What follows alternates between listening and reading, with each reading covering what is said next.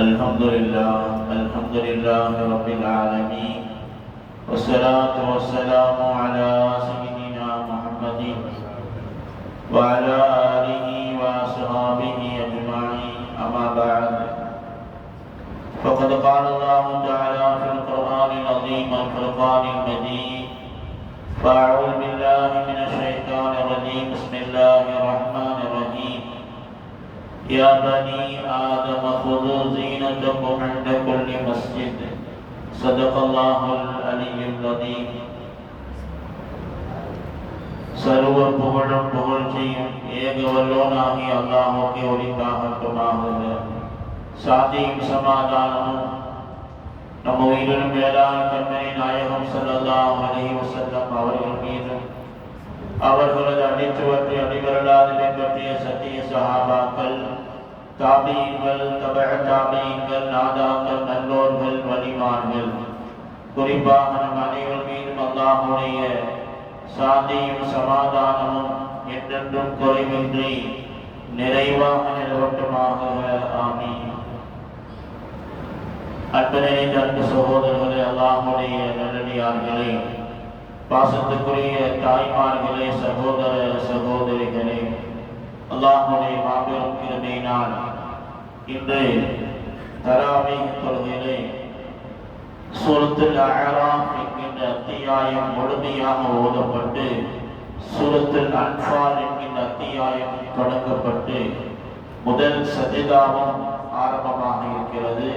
அல்லாஹ் சுப்ஹானஹு வ தஆலா அருள்மறையாம் திருக்குர்ஆனை முழுமையாக ஓதுவதற்கும் கேட்பதற்கும் அல்லாஹ் தஆலா தௌஃபீக் செய்வானாக. அன்பு சகோதரர்களே, இன்றைய தினம் ஓதப்பட்ட வசனங்களில் யா பனி ஆதம், ஆதம் நபி அலைஹிஸ்ஸலாத்து வஸ்ஸலாம் அவருடைய வரலாற்று செய்திகளை அல்லாஹ் பேசுகிறார். யா பனி ஆதம் என்கின்ற வசனம் என்பது குர்ஆனில் மொத்தம் 5 இடத்துல வருகிறது. அதுல 4 இடம் என்பது இன்றைக்கு ஓதப்பட்ட தொழுகையிலே ஓதப்பட்ட தராவீஹ் தொழுகையிலே 4 இடம் சூரத்துல் அஅராஃபிலே வருகிறது. யா பனி ஆதம قد أنزلنا عليكم لباسا يواري سوآتكم وريشا என்கின்ற முதல் வசனம். அதிலே அல்லாஹ் தஆலா ஆடை அலங்காரத்தை பற்றி அல்லாஹ் சொல்கிறான்.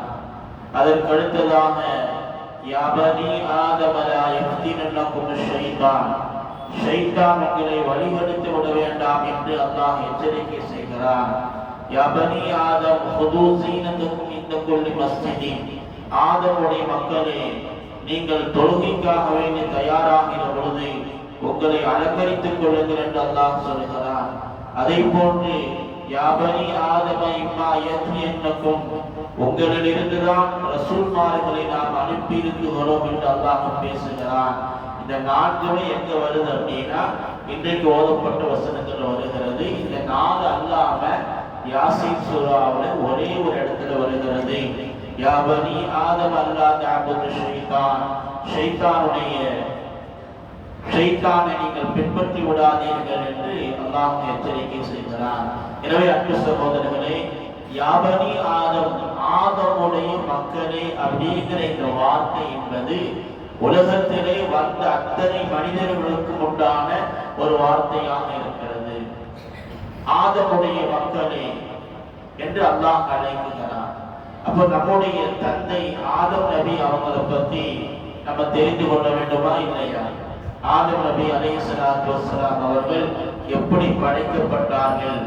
மனிதர்களில் முதல் மனிதர் ஆதம் நபி படைக்கப்பட்டார்.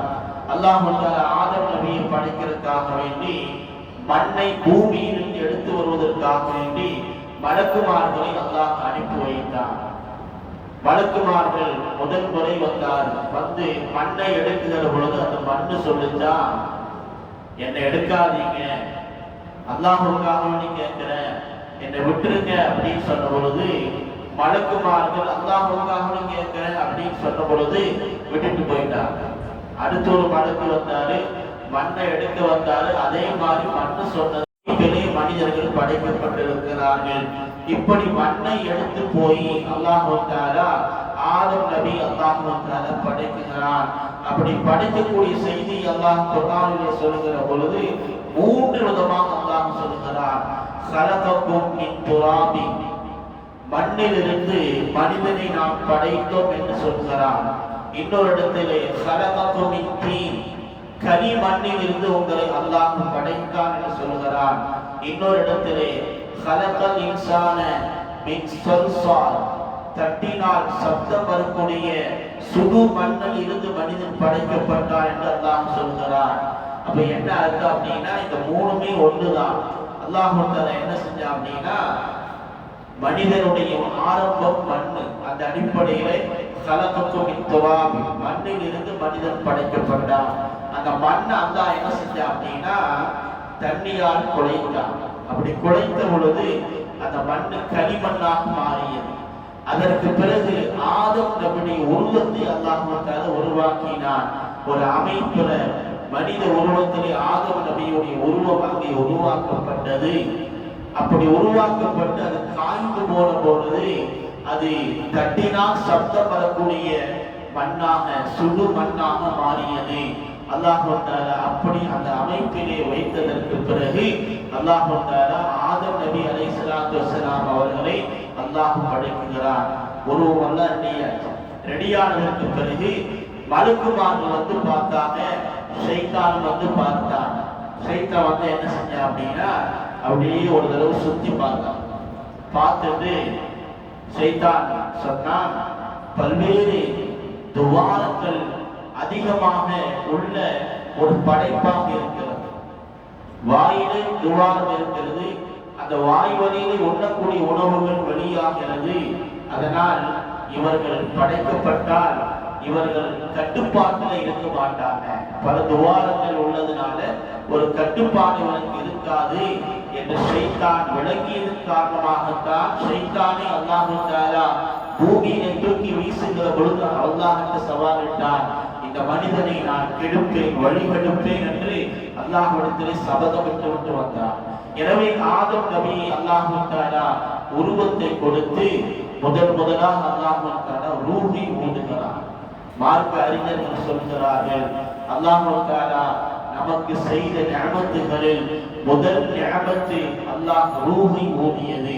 உலகத்திலே வாழக்கூடிய எல்லா மனிதர்களுடைய ஆன்மா, அந்த ஆன்மாவின் முதல் ரூஹு என்பது அல்லாஹ் ஊதிய ஆதம் நபி மீது ஊதிய அந்த ரூஹு தான். எனவே அல்லாஹ் தஆலா அப்படி அமைத்து அந்த ரூஹை ஊதிய பொழுது ஆதம் அலைஹிஸ்ஸலாத்து வஸ்ஸலாம் அவர்கள் எழுந்திருந்தார்கள். அப்படி எழுந்திருந்த பொழுது ஆதம் நபி அல்லாஹ் தஆலா படைத்து உருவாக்க செய்யலை என்று கேட்ட பொழுது அவன் சொன்னான், நான் நெருப்பினால் படைக்கப்பட்டவன், மண்ணால் படைக்கப்பட்ட மனிதனுக்கு நான் சஜிதா செய்ய வேண்டும் என்று அவன் சொன்னான். அப்படி சொன்னதிலிருந்து முஃபஸ்ஸிரீன்கள் விளக்கம் சொல்கிறார்கள், ஷைத்தான் என்பவன் மலக்குகளில் கட்டுப்பட்டவன் அல்ல. ஷைத்தான் என்பவன் ஜின் இனத்தை கட்டுப்பட்டவனாக இருக்கிறான். ஷைத்தான் அப்படி ஜின் இனத்திலே கட்டுப்பட்டதனால தான் அவன் என்ன சொன்னான் அப்படின்னா நான் நெருப்பால் படைக்கப்பட்டவன் என்று சொன்னான். ஏனென்றால் மலக்குமார்கள் ஒளியினால் படைக்கப்பட்டவர்கள், ஜின்கள் தான் நெருப்பினால் படைக்கப்பட்டவர்கள். அப்படி நெருப்பால் படைக்கப்பட்டவராக இருந்தாலும் கூட மலக்குமார்களுக்கு மத்தியிலே அவனுக்கு ஒரு தனி அந்தஸ்தை அல்லாஹ் தந்திருந்தான்.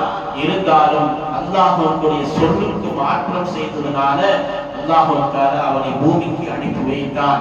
இப்படி ஆதம் அலைஹிஸ்ஸலாத்து வஸ்ஸலாம் அவர்களை அல்லாஹ் படைத்து அல்லாஹ் எழுப்பினான். அவருடைய உயரம் எவ்வளவு இருந்து சொன்னீங்கன்னா 60 அடி உயரமாக இருந்தார். ஆதம் நபி 60 அடி உயரம். அந்த 60 அடி உயரம் தான் கம்மியாகி கம்மியாகி கம்மியாகி இப்ப 6 வந்து நிற்குது. 6, 5, 5.4, 5.5 அப்படியெல்லாம் உயரம் கம்மியாகி. ஆனாலும் அல்லாஹ் தஆலா திரும்பவும் சொர்க்கத்திற்குள்ளாக மனிதர்களை நுழைய வைக்கிற பொழுது ஆதம் நபியோடைய அதே 60 அடி உயரத்திலே சொர்க்கவாசிகள் சொர்க்கத்திலே அவர்கள் நுழைவார்கள். அதோடு மட்டுமல்லாது ஈசா நபி அலைஹிஸ்ஸலாத்து வஸ்ஸலாம் அவர்களை பற்றியும் ஆதம் நபி அவர்களை பற்றியும் அல்லாஹ் பேசுகிற பொழுது பல்வேறு இடங்களில் அல்லாஹ் சொல்லக்கூடிய செய்தி என்ன தெரியுமா? இன்னா மஸல ஈசா இன்தல்லாஹி கமஸலி ஆதம், ஈசா நபி அலைஹிஸ்ஸலாத்து வஸ்ஸலாம் அவர்கள் ஆதம் நபியை போன்றவர்கள் தான் என்று அல்லாஹ் தஆலா ஈசா நபியையும் ஆதம் நபியையும் அல்லாஹ் தஆலா ஒப்பிட்டு சொல்கிறார். ஏனென்று பார்த்தால் ஆதம் நபி சொர்க்கத்திலிருந்து கீழே வந்தார். ஈசா நபி அலைஹிஸ்ஸலாத்து வஸ்ஸலாம் பூமியிலிருந்து சொர்க்கத்துக்கு போனார். ஆதம் நபி வருகிற பொழுது 60 அடி உயரத்தில் இருந்தாங்க. ஈசா நபி அவங்க சொர்க்கத்துக்கு போகும்போது 33 வயதுடையவர்களாக இருந்தாங்க. அதனால தான் அல்லாஹ் தஆலா சொர்க்கவாசிகளுக்கு அவருடைய உயரம் என்பது 60 அடி உயரமாக இருக்கும்.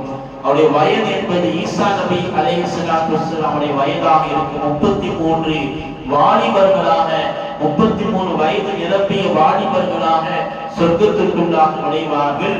யூசுப் நபி அலைஹிஸ்ஸலாத்து வஸ்ஸலாமுடைய அழகு என்பது அவர்களுக்கு இருக்கும். தாவூத் நபி அவர்களுடைய குரல் இருக்கும் என்றெல்லாம் சொர்க்கவாசிகளை பற்றி ஹதீஸ்கள் வருகிறது.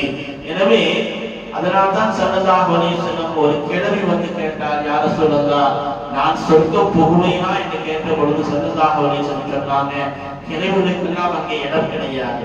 உடனே வந்த அம்மா அழுதுருச்சு. அழுத போது ஸல்லல்லாஹு அலைஹி வஸல்லம் சொன்னாங்க, கிழவி என்று சொன்னால் உங்களை அல்லாஹ் தஆலா 33 வயதுடையவர்களாக இளமையாக அல்லாஹ் தஆலா சொர்க்கத்துக்கு அனுப்புவார் என்பதைத்தான் நான் அப்படி சொன்னேன் என்று ரசூலுல்லாஹி ஸல்லல்லாஹு அலைஹி வஸல்லம் சொல்லி தருகிறார்கள். எனவே அன்பு சகோதரர்களே, ஆதம் நபி அலைஹிஸ்ஸலாத்து வஸ்ஸலாம் அவர்களை படைத்தது இருந்து அல்லாஹ் தஆலா உலகத்திலே அவருடைய படைப்புகளை 4 விதமாக அல்லாஹ் தஆலா படைத்து தருகிறார். ஒன்று, ஆதம் நபி அலைஹிஸ்ஸலாத்து வஸ்ஸலாம் அவர்கள் ஆண் பெண் என்கின்ற எந்த விதமான தொடர்பும் இல்லாமல் ஆதம் நபி அல்லாஹ் தஆலா படைத்தார். அதற்கு பிறகு பெண் துணை, அதற்கு பிறகு ஆணுடைய தீண்டுதல் இல்லாமல் பெண்ணை கொண்டு மட்டும், அதாவது ஹவ்வா அலைஹிஸ்ஸலாத்து வஸ்ஸலாம் அவர்களை ஆதமுடைய விழா எலும்பிலிருந்து ஹவ்வா அம்மையாரை அல்லாஹ் படைக்கிறார். ஆணுடைய பெண்ணுடைய எந்த தொடர்பும் இல்லாமல் ஆணிலிருந்து ஒரு பெண்ணை அல்லாஹ் தஆலா உருவாக்குகிறார்.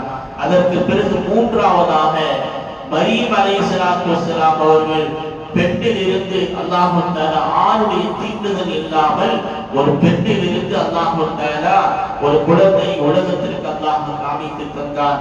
அதோடு மட்டுமல்லாது அதற்கு பிறகு உலகத்திலே வந்த எல்லா மக்களும் ஆண் பெண் தந்தை தாய் என்கின்ற அந்த உறவிலிருந்து உலகத்திற்கு வருகிறார்கள். இப்படி அல்லாஹ்வுடைய குதிரத்துடைய வல்லமைகள்ல 4 விதமான படைப்புகளை அல்லாஹ் தஆலா படைத்து தந்திருக்கிறார். அன்பு சகோதரர்களே, ஆதம் அலைஹிஸ்ஸலாத்து வஸ்ஸலாம் அவர்களை படைத்து அல்லாஹ் தஆலா சொர்க்கத்திற்குள்ளாக அனுப்புகிறார். ஹவ்வா அம்மையார் உள்ளே நுழைகிறாங்க. அல்லாஹ் சொன்னான், எல்லாத்தையும் சாப்பிடுங்க, எல்லாத்தையும் சந்தோஷமாக இருங்க, ஆனால் இந்த மரத்துக்கு பக்கத்துல மட்டும் நீங்க போகாதீங்க, அந்த மரத்தின் கனிகளை சாப்பிடாதீங்க என்று அல்லாஹ் உத்தரவிட்டான். ஆனால் ஷைத்தான் என்ன செஞ்சான் அப்படின்னா, முதலாக ஆதமுடைய உள்ளத்திலே வஸ்வஸாவை பல்வேறு குழப்பங்களை போட்டா போய் சொன்னா, அல்லாஹ் ஏன் சாப்பிட வேண்டாம் சொல்லியிருக்கான் தெரியுமா? இதை நீங்க சாப்பிட்டீங்க அப்படின்னா நீங்க மலக்காக மாறிடுவீங்க, மலக்குகளுக்கு மரணம் கிடையாது, மௌத்து கிடையாது, நிரந்தரமாக சொர்க்கத்தில் இருப்பாங்க, அதனால நீங்க சாப்பிடுங்க என்று குழப்பத்தை உண்டு பண்ணி ஆதம் அலைஹிஸ்ஸலாத்து வஸ்ஸலாம் அவர்கள் அந்த பழங்களை சாப்பிட்டார்கள். ஹவ்வா அம்மையாரும் சாப்பிட்டார்கள். சாப்பிட்டதனால் ஏற்பட்ட விளைவு என்னாச்சு அப்படின்னா, அதுவரை மறைவாக இருந்த அவுலத்துகள் வெளிப்பட்டது. அல்லாஹ் தஆலா ஏதோ ஒரு வகையில் மறைத்து வைத்திருந்தார். அந்த கனியை புசித்த பொழுது அந்த மறைவிடம் வெளியானது. அதனால என்ன செஞ்சாங்க அப்படின்னா, இலை தலைகளை எல்லாம் பறித்து ஆடைகளாக வானத்தை மறைப்பதற்காக வேண்டி அந்த இலை தலைகளை அவர்கள் வைத்து மறைத்துக் கொண்டார்கள். அதற்கு பிறகு அல்லாஹ் தஆலா அவர்களுக்கு என்ன ஏற்பட்டது அப்படின்னா, அவங்களுக்கு பாத்ரூம் போக வேண்டிய தேவை ஏற்பட்டது. அல்லாஹ் தஆலா பூமிக்கு அனுப்பி வைத்தார். ஏனென்றால் அங்கே அந்த வேலைகள் கிடையாது, மலம் ஜலம் கழிக்கக்கூடிய வேலைகள் சொர்க்கத்திலே கிடையாது, பூமிக்கு அல்லாஹ் தஆலா அனுப்பி வைத்தார் என்கின்ற ஆதம் நபியுடைய வரலாறுகள் இன்று ஓதப்பட்ட